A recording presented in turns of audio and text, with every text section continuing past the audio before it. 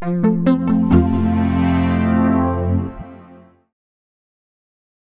give us a couple of examples just for some individuals to have a better understanding. What's an example of a company that fits the E, and then one that fits the S, and one that fits the G, just to help us? So, what's fantastic about the space where the ESGs are now, Uh-huh. um, the so much money, so much investment is flowing into this space.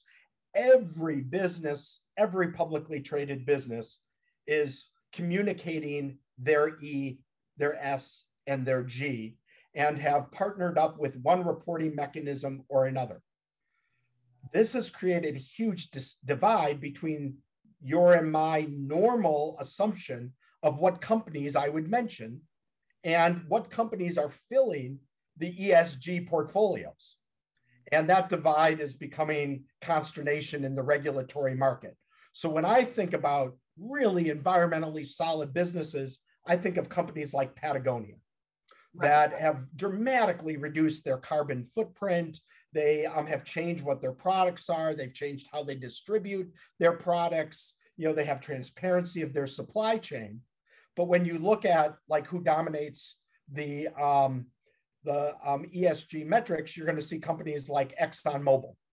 You're going Wow. to say, wait a second, how does ExxonMobil, that is one of the largest producers of carbon emissions in the world, end up on some companies' ESG metrics? And it's because, remember where I said that it can also be about your resiliency to climate change? And the Right. investment analysts have said, you know what?